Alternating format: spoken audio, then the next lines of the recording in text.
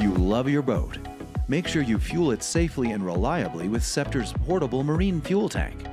It's built by the same manufacturer that supplies standard tanks with engines like these. It just takes a few steps to get it up and running. Before you fill it, take the tank out of the vehicle and attach a quick connect fitting for your engine. Remove the red plug here. Wrap your fittings thread with Teflon tape and screw it in here. Remember, it's normal for tanks to swell as liquid gas emits vapors, even if you keep it out of direct sunlight.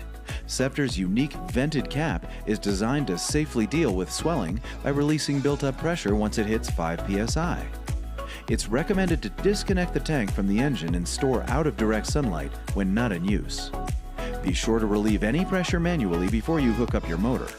To do that, open the vent screw, push this tab, rotate the cap to vent, and close it again until you hear a click. Now you're ready to go. Safe, convenient, and the clear choice for your outboard engine manufacturer. The Scepter Portable Marine Fuel Tank.